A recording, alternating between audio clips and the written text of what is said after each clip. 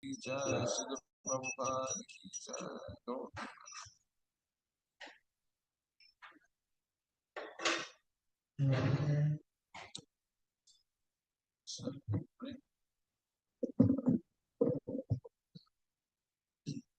Om Namo Bhagavate Vasudevaya.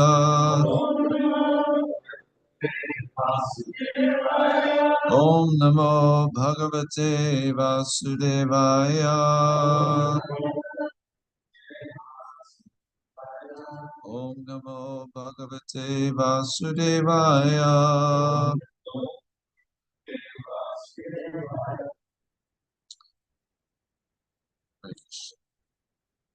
Today we are reading from Srimad Bhagavatam, Canto 3, Chapter 31, the movements of living entities, 32 through 40 something. 32, 42. Okay, but before we start, who remembers anything from yesterday? Jonathan. A child was born into this cruel, cruel world. And childbirth is so beautiful, isn't it? Do you remember the descriptions of childbirth? Of course, when we hear, and sometimes we hear that saying, oh, childbirth is such a beautiful thing. When we read about it yesterday, you may have a different opinion, but the impact of that is very purposeful, as is the impact of today's verses and this entire section of the Srimad Bhagavatam. This part of the Bhagavatam, Lord Kapila's explanation of Sankhya Yoga, and raise your hand, what is Sankhya Yoga?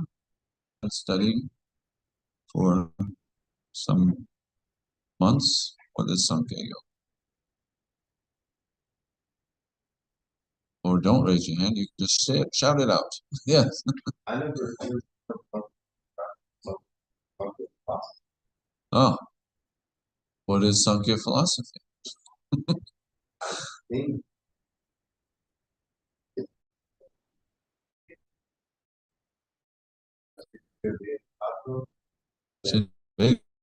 Yes, perhaps something.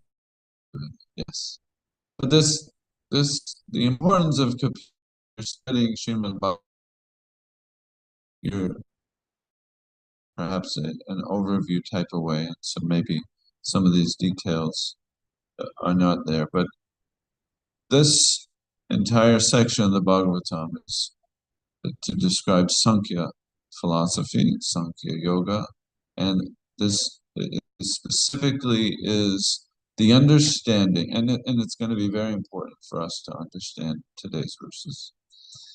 It is to understand what is spirit. So there's some chapters in here of Kapila Dev talking about spirit. What is matter? What is the energy of Krishna and that comes into the material world? So you've heard some description and details of matter, details that I don't expect any of you to remember, like how long, what is the time period of the atom movement and things like that. That this was very detailed. But the importance, so it's not just here's information on spirit, here's information on matter. Now take with it what you want. No, it's what is their relationship, and how do we how do we live with that relationship? What is the influences of that relationship? And primarily, we are spirit, of course. We're understanding through Bhagavad Gita, through the hearing of Srimad Bhagavatam. But Sankhya is there to help us distinguish what is matter and what is spirit. Because if we are to act, if we're to make any attempt in our life to act in a spiritual way, we have to know, well, what is the basis of spirit? What is the basis of that? Is it the same thing, just a different dress, a different covering? So we understand spirit, who we are, that we're part and parcel of Krishna eternally, and somehow or other we are here now in the realm of matter, which again you've heard very very detailed explanation, and we're almost to the end now of these teachings of Kapila, of the Sankhya understanding. So when the spirit soul begins to identify with matter as being themselves, that, oh, I am matter, that's where all of this trouble happens. And this is the last two chapters, the adverse fruit of activities. What is the reaction for a spirit who is encased in matter, acting only on the matter or material level? What is the result of that? Oh, there's these adverse fruit. And then what is the result? Oh, you get another birth. And what's that birth like? You heard about it yesterday. It's not pleasant. And there's again and again and again, if we don't come to some sort of understanding of Sankhya, or who am I, what is matter, what is our relationship, and what is the ultimate goal, as he speaks on the chapter of devotional service, the ultimate goal, then if we don't have this dialogue or have this attempt to understand these things, we will continue in this cycle. And that's not pleasant, as you heard yesterday. Not pleasant at all. So today's verses take us on another aspect of this understanding. And I kind of took the summer off of giving classes, and oh dear shoot, he sent me the verses, and I saw the verses. I said, "Oh boy, these are rough verses." Oh, you're already given the peek, but I have to give a little framing of these verses, because in our society, our young society, our young Krishna consciousness society, these verses have been misunderstood, they've been misused, and even in some cases weaponized to um, to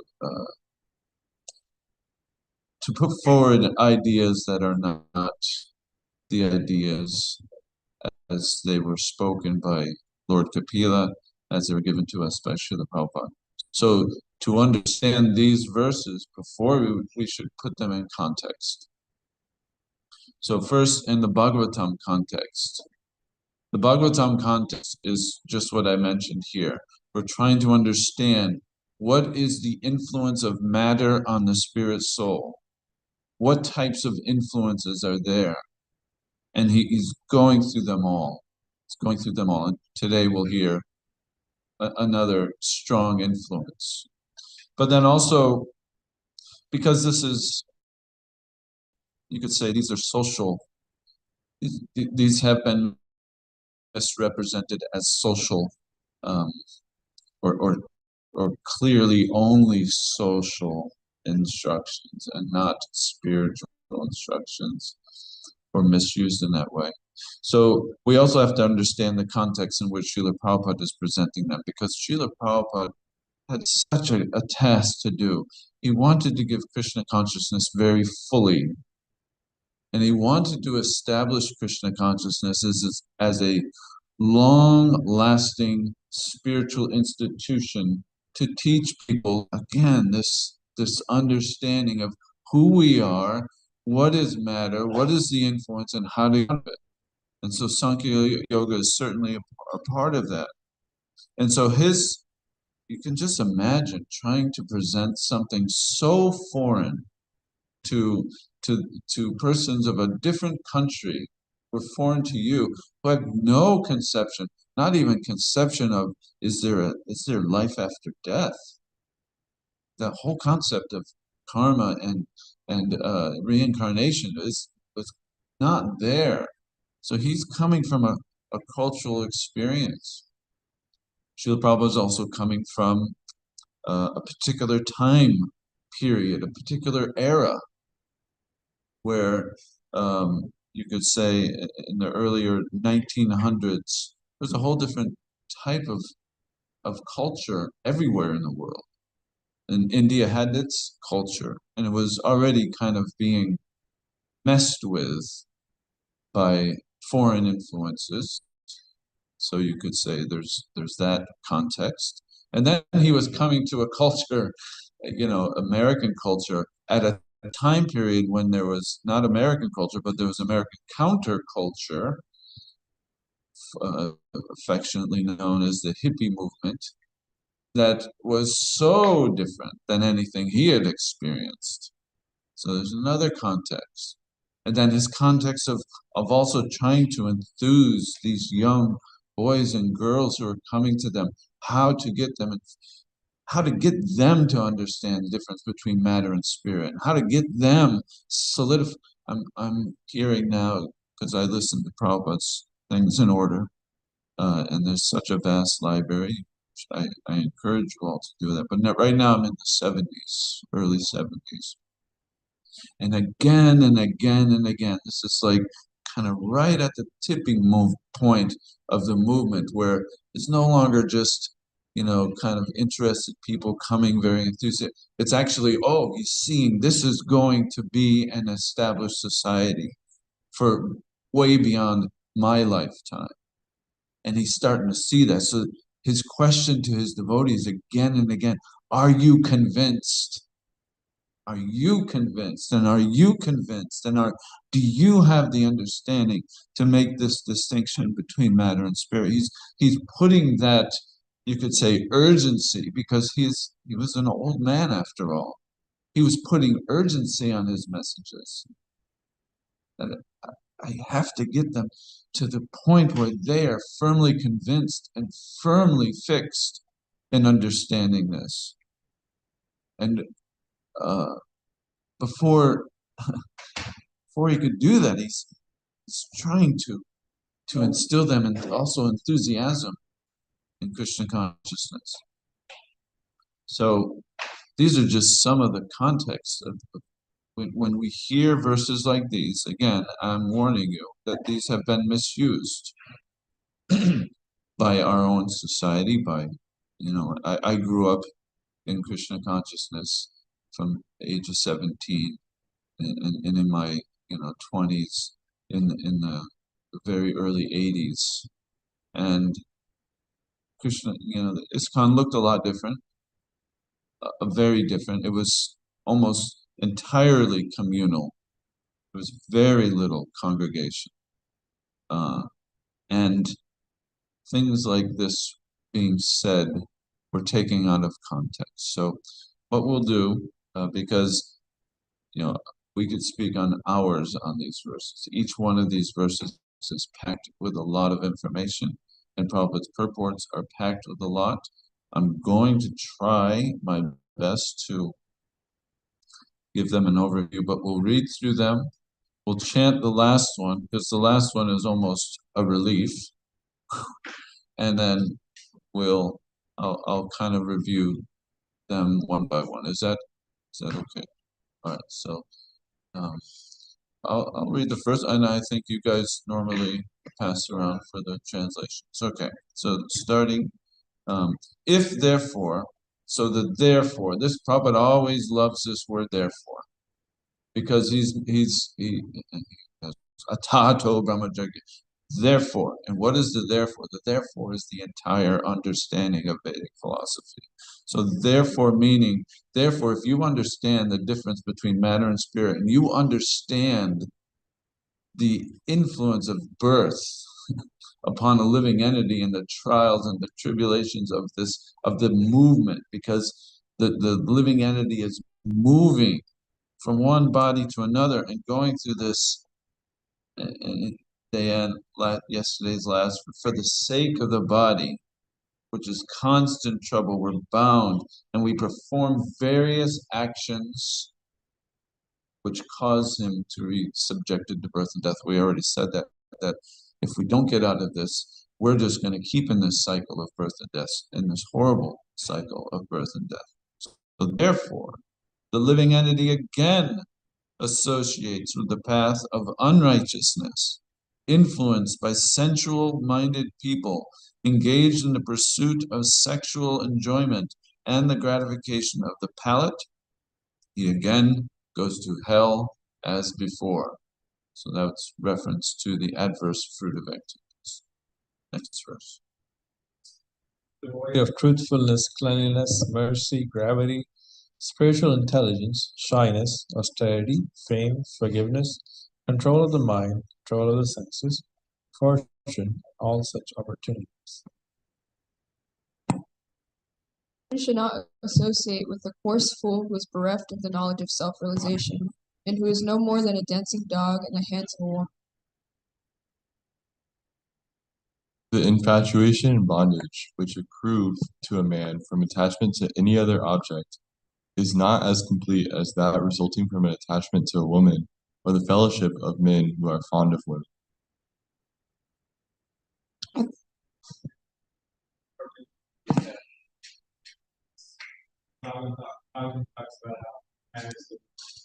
Yes, we will. Yes, I gave a little. We're gonna. Yeah, that's yes. For a woman, just switch the pronouns there. Okay. Thank you. At the sight of his own daughter, Brahma was bewildered by her charms, and shamelessly ran up to her in the form of a stag, when she took the form of a hind. Amongst all kinds of living entities begotten by Brahma, namely men, demigods, and animals, none but the sage Narayana is immune to the attraction of Maya in the form of women. Just try to understand the mighty strength of my Maya in the shape of woman, who by the mere movement of her eyebrows can keep even the greatest conquerors of the world under her grip. One who aspires to reach the culmination of yoga and has realized his self by rendering service unto me should never associate with an attractive woman. For such a woman is declared in the scripture to be the gateway to hell for the advancing devotee. Created by the Lord is the representation of Maya, and one who associates with such Maya by accepting services must certainly know that this is the way of death, just like a blind well covered with grass.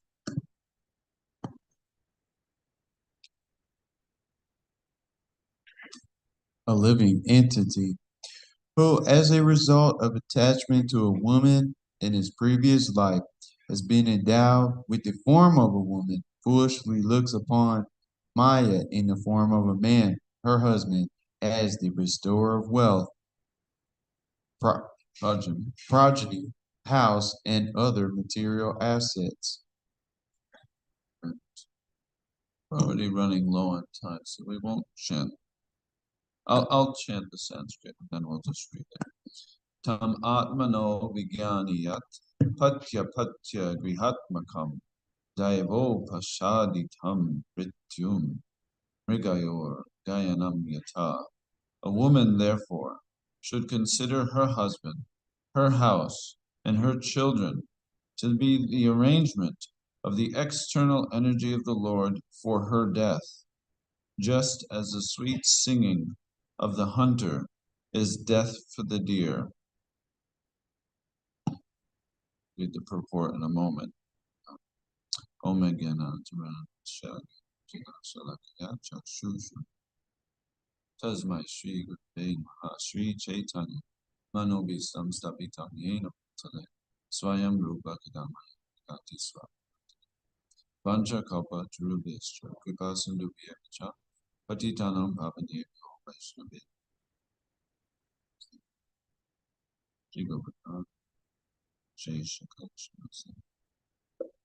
So, as you could hear, I'm sure you had feelings. Perhaps on this side of the room you had feelings because the words were articulated or pointed, you could say pointed toward women. But as Shruti reminded us that it's not just Maya form of woman, it is Maya in the form of man, as this last verse. But we can see there's a difference already. Oh, one verse stating how bad man, but there's 6, 7 verses. Oh, and so you can see the misuse, the opportunity for misuse was there.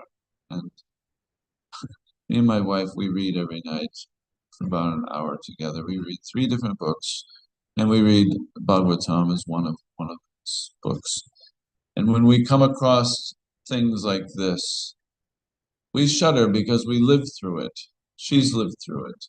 And we have to try to understand these things. These things are there in our books, in our society. We have a history, and we shouldn't be afraid to talk about them. So we can talk about them. So I started by saying, well, what is the context? Trying to help us first of all understand what is the context. What is the message that Kapila is giving here to his mother? Because his mother has asked the question.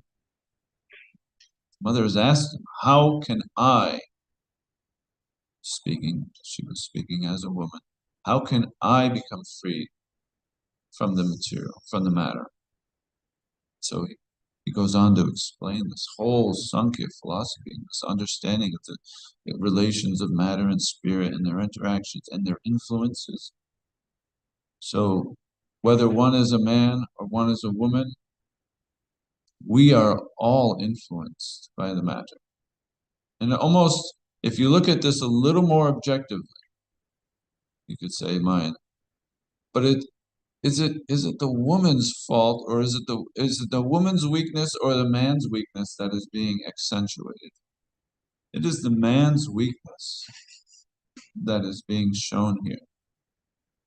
You could say man. Again, we have a little study group that meets once a month at my home, and we've been hearing these songs about Bhaktivinoda Thakur, and there's this one section where he's talking about Sambandha Abhideya Prayojana, or the progressive path of understanding our relationship with Krishna, acting in the relationship of Krishna, and then achieving that desired goal of ultimate love of Krishna in relation to Krishna. And so he writes these 4 songs in a row that are speaking just on this misconception of the jiva. When we talk about spirit soul, we talk that the word is jiva, the jiva soul. We are the jiva. But he's saying this jiva, by nature, by its very nature, is prakriti. And prakriti is female. So every jiva is female. And there is only one singular Purusha. Who do you think? Krishna. Krishna is Purusha. Krishna is the enjoyer. And what does he enjoy? He enjoys the Prakriti. So we are all meant for Krishna's enjoyment. However, when we come into the material world, again, we just heard that coming in is not a very nice thing. We come into the material world and we immediately think, immediately the baby is just looking. Where is my enjoyment? Where is my mother? Where is the enjoyment I want? And if I don't get it, I'll cry. And we are, every single one of us, whether we be for this very short moment in time, whether I be in a body that is of male gender, or am I in a body of a female gender, we are all thinking we are Purushas. We are all thinking, what's in it for me? Where do I get my enjoyment? So we've already have this complete misconception of who we are. And so if we offhandedly think, oh, I'm a man, yeah, look at these women, all these Maya women. They're just Maya, Maya, Maya. That is, I mean, that is such a you could say immature understanding of the philosophy. But that happened. And I lived through it. I saw it. And I saw the pushing down of entire half of our society based on this misconception. That they were thinking at that moment they were the Purushas. And these Prakritis, they drag me down. They'll drag me down to this state. And but it's but then again, step back at Kapila's intention of saying these verses. His intention is not to like cause us fear of the relationships between man and woman. He's trying to show the danger of it when it is used in a way where one is thinking I'm the Purusha and one is thinking I'm the to be enjoyed, the Prakriti. So step back from it. And it's just a very natural thing.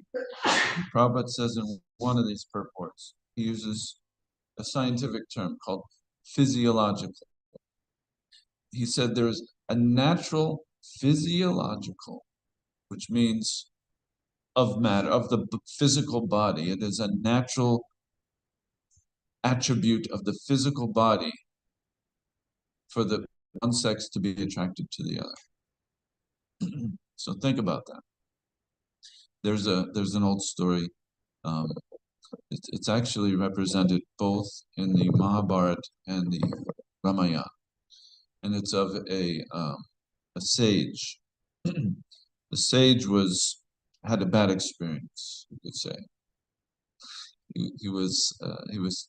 He was becoming quite powerful, and the devas, the demigods, they didn't like that. It's becoming so powerful, so they sent a heavenly maiden, heavenly beauty, coming down. Again, sometimes we hear the descriptions of beauties from different levels of the universe, like the earthly level, then the celestial level, Vaikuntha level, on and on. So it usually gets more beautiful. So this heavenly person comes down to this realm and attracts the sage, and the sage he just couldn't, although he was very practiced, he discharged his seed, and it went into a river. And in the river, it was swallowed up by a doe, and the doe became pregnant. So just hang on. I know these are quite these are these are quite extraordinary circumstances, you could say. But he was so angry that his vow was so easily disrupted. So he made a vow that, again, the doe gave birth to a son, and he made the vow that I will not let this son have any contact with the outside world, ever. And he brought him up, and the son, his name was Rishishringa. It's also a very extraordinary name. Rishishringa means he with horns, because he was the son of a deer. So he had horns. Okay. You can think about the Lion, Witch, in the Wardrobe. There was a fellow like that with little horns. So, so anyway, he was brought up in a way completely secluded from society, and he wasn't even taught that there was another gender. He just thought everyone was like, and only usually deep in the forest, there were only sages, male sages, who would be wandering through. No other persons were seen. So he just grew up that way. So he became in his teenagehood completely unaware of this attraction, this natural, and again, Prabhupada says, physiological attraction. It's not that you have to go to school for this. You're attracted automatically. And so this story proves the point that in the kingdom, the king offended a brahmana. And then the brahmana was so offended, he took all the brahmanas out of the kingdom. And so because of this, the kingdom was bereft of sacrifice, bereft of religious activities. And because of that, the rains no longer came. As we hear from Bhagavad Gita, Yagnarto. So, rains come from Yagya. And so when the rain stopped, there was drought, and the king was couldn't understand what to do, and someone advised him, well, you have to get back in the favor of the brahmana. You need a very powerful brahmana now. And we have heard there is such a brahmana living out in one of your forested areas. His name is Rishishringa. You should bring him. But be very careful. His father is very adamant to not let him have any outside activities for his son. So the king thought it over, and he thought, So he took his some of the younger girls from his, I think they were maybe perhaps his daughter, or can't remember that detail. He let them go out into the forest, and he set up a little cottage for them right on the river across the way from where Rishishringa's ashram was. And they were, as young children would do, they're playing, they're giggling, they're laughing.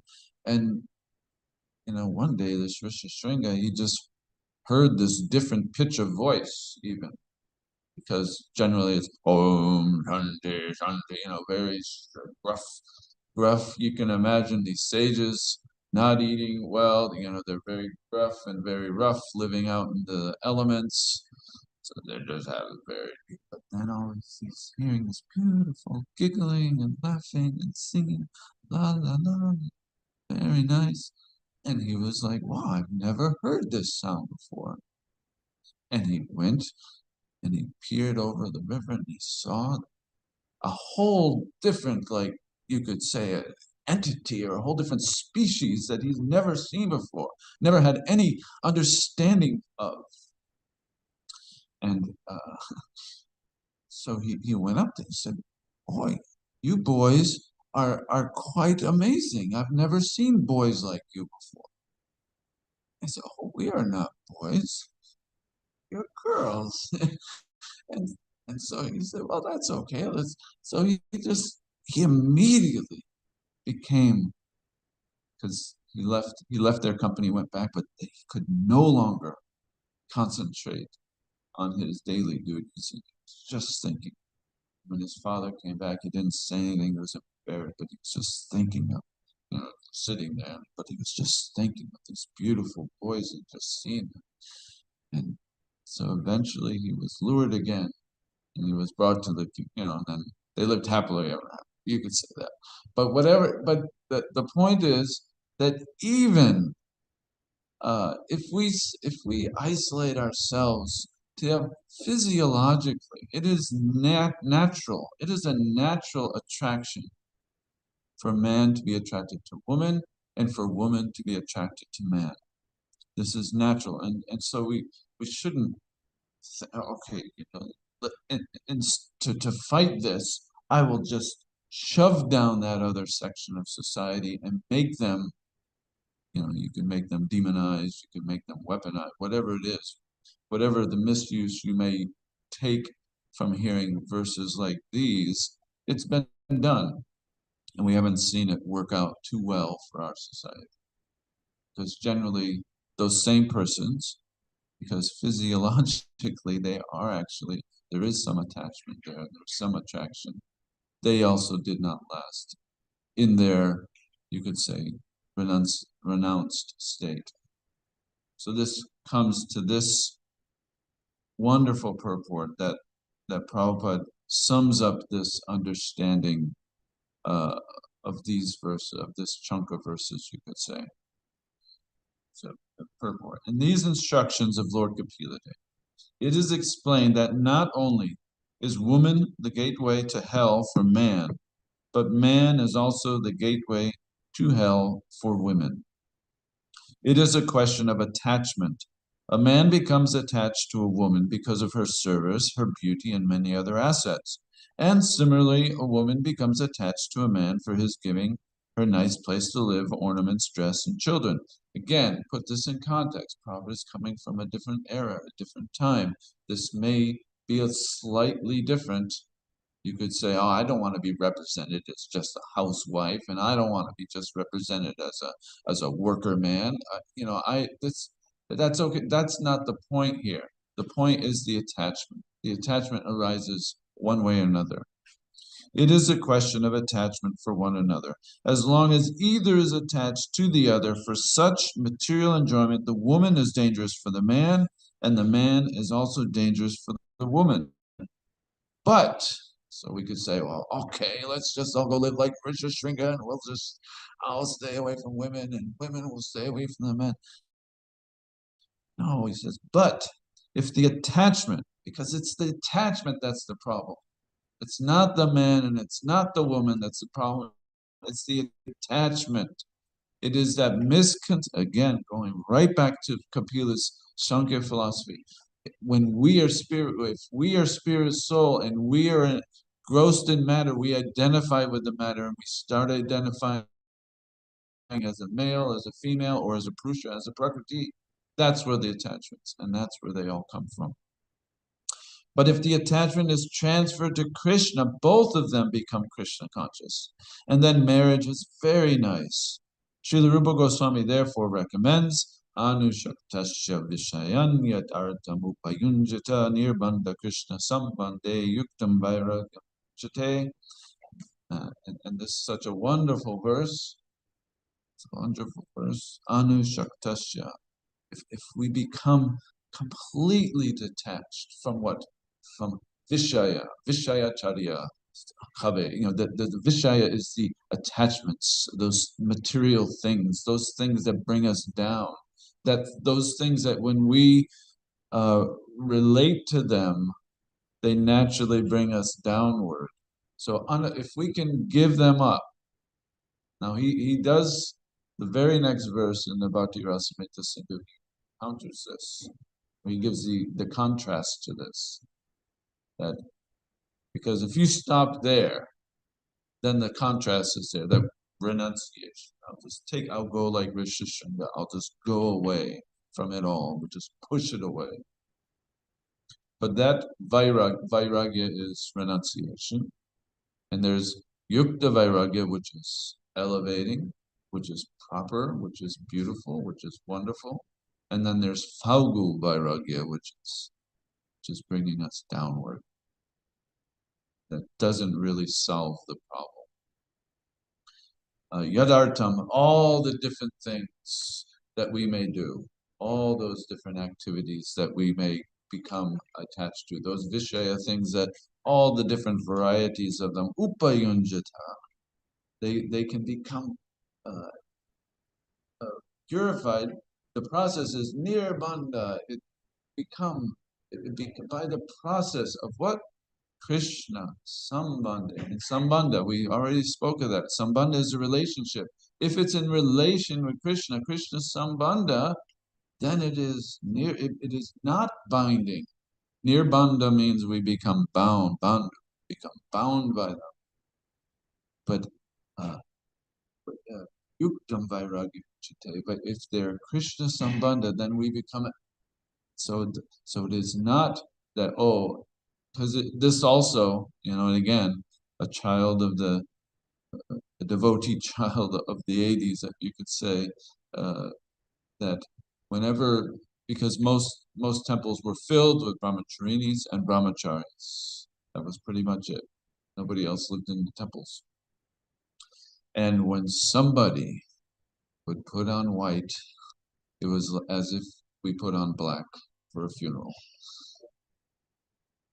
It was like, Oh, Prabhu, I never knew. Are you okay? Oh my God. But here, that's not that's not what Prabhupada is saying. But that was what resulted in the misuse of this information. The misuse of you could say this very important instruction that that we should not be looking on the members of the opposite sex for enjoyment. But they are Krishna service, Krishna Sambandha. They have a relationship with Krishna. And therefore, if I relate with them in that relationship with Krishna, I become elevated. So what are the practicalities of that? So we're always very respectful to that. Because it's not that, okay, I've been chanting Hare Krishna, I read this once, and therefore, yeah, I'm not attached. I'll just go hang out with women whenever I want. No, it's very dangerous. And same with a woman. Oh, I'll just hang out. Therefore, there's rules. There are things to keep us in God, but not to the extent of what had done in the past. Put them in the back, put them away, put them away. No, because even in India, that culture was like that. So they were very couldn't see women even on the street. And you could say that was in the realm of protection, but in this day and age, we can't say that that's the way we want society. Perhaps again in another Satya Treta Yuga when everything is provided and everything is supportive of each other, that may be the best way to live. But here, Prabhupada always emphasized Yukta Vairagya, elevating our renunciation by engaging it in Krishna service, not just pushing it away, putting up all these barriers and walls. Men and women should live together as householders in relationship with Krishna only for the purpose of discharging duties in the service of Krishna. Now that is quite an instruction. That is quite a goal for those who get married and those who are enter into marriage. That's quite an achievement and a goal. It has to be your goal. If it's not your goal, look at the last chapter, the last section. That will be your goal. That will end up to be the goal. But this being the goal, then Prabhupada says marriage is very nice. Engage the children, engage the wife, engage the husband. Doesn't say again. Sometimes sometimes he's speaking a lot of times to those who are maybe pushing on the movement and creating the movement, and doing all these. And many times it was the men he was conversing with. So sometimes, but here it's for everybody. Engage the wife, engage the husband. The wife has to save the husband because what did we read? It's not that that women is Maya. Women is Maya for men who are weak, who aren't thinking in this way, who aren't thinking of Krishna. Then immediately, so no, she must engage him. She must uphold also. All in Krishna conscious duties, and then all these bodily or material attachments will disappear. Since the via medium is Krishna, the consciousness is pure, and there is no possibility of degradation at any time. Wow. Again, that's really the goal of our, if we contemplate and we want to think, I want, yes, most of us, yeah, yes, even most of us in this room will get married, will have families, and will do that. And so this is a very good thing to hear. Sometimes it's good to hear, like, sometimes it's good to hear a slap in the face every once in a while. Boom. Oh yeah, that's the material world. Woo. Let me not flirt with it in the wrong way. Let me take it up in the right way. A lot of times, again, in those days, we would see the repression, then fall down. They didn't take up their marriage life in this way of elevating it in Krishna and Yukta Vairagya. they were forced by the physiological issues of really identifying themselves as matter again. So Sankhya yoga, Sankhya philosophy is very important to us. We use it in a way that, okay, I understand I'm a man. I may be a very, robust, beautiful man. I better be careful when I associate with women because they may be attached to me. They may become attracted to me. I may become attracted to them. But don't like make these walls that, well, anyway, time is up, but there's lots of stories we can share and make you laugh. But some of them are not funny either. uh, cover your head. Don't you? You're just attracting the brahmacharis. Cover your head. It's like, oh my God. Those brahmacharis are so agitated. They cannot see a woman. Then, yes, go live in the forest. Go try to live like Krishna. But that's not the advised way, as Prabhupada is. Because earlier in the movie, Prabhupada would have the boys and girls together.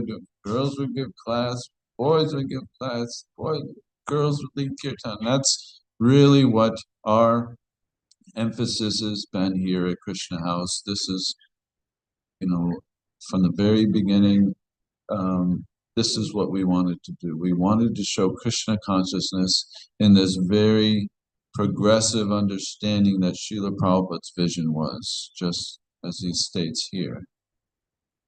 Live and work together with what? With Krishna in the center. We're putting Krishna in the center. Yes, we understand there are, things between men and women. Okay, so no texting, Kalakanta used it. No illicit texting, right? Always the rule of three. Don't be alone.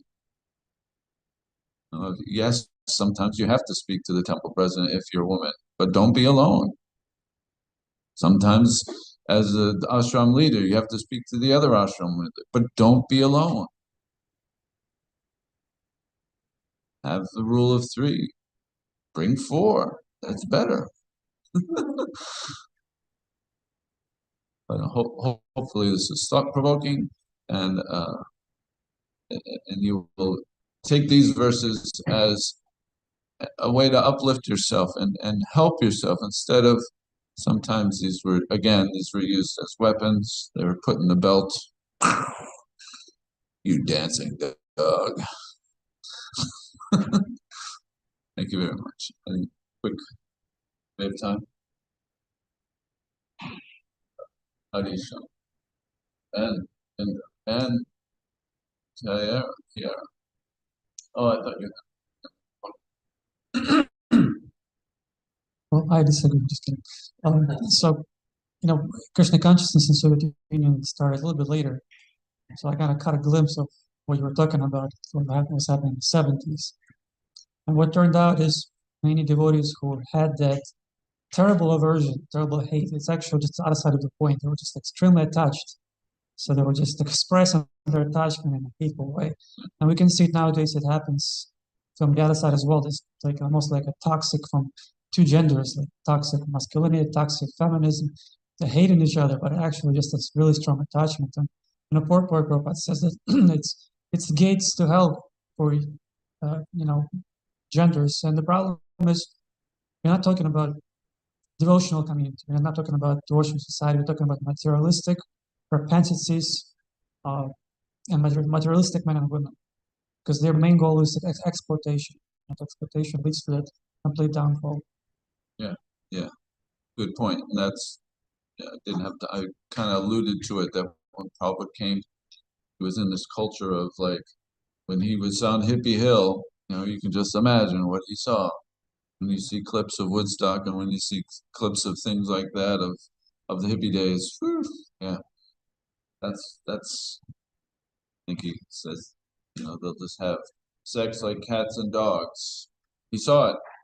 He saw it on Hippie Hill. He saw it. It's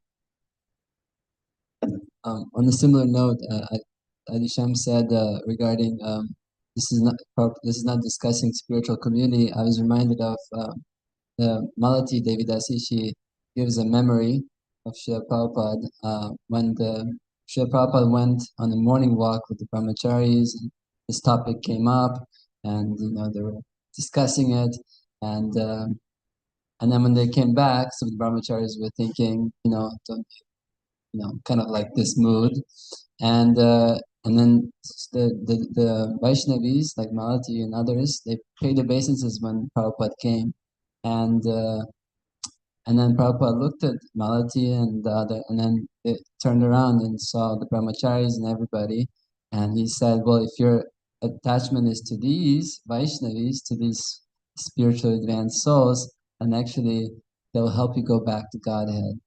And he made that point very clear and distinguished the difference between material and spiritual attachment.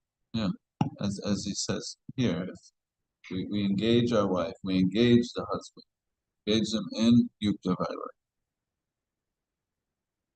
Anything else? Yes, Jonathan? Thank you so much for covering such a pretty deep subject matter. Really somehow turning around to be very inspirational. And I think what comes to mind for me is even in recovery 12-step groups, they want you to sustain from relationships for a year in order to work on your spirituality, ultimately to try to find a relationship with the higher power, God, and to put that first in all things. And then one of the sayings is, if you put God first, everything that comes second will be first class. But if you put anything in front of your higher power, you'll lose it.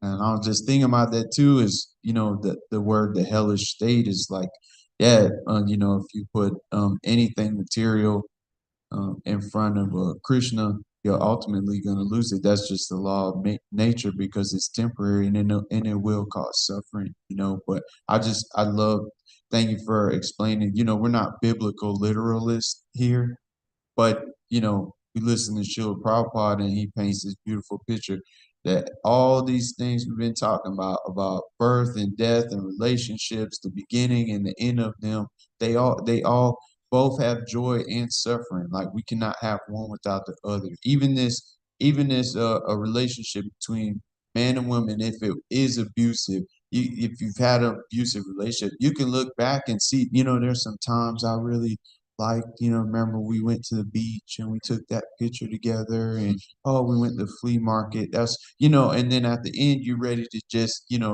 drive your car off a cliff. It's both suffering it, but with Krishna first, with the Lord first in your life, you know what I mean? It transcends everything. So, thank you so much. Yeah, thank you. There's there's a lot. I mean, we do have good examples.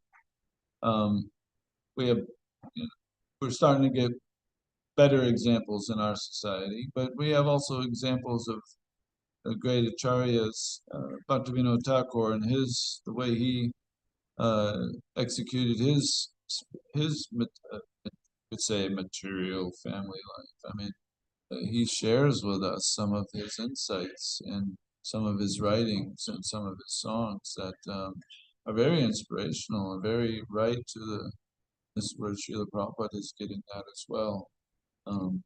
Live together very nicely, very happily, and engage in Krishna service.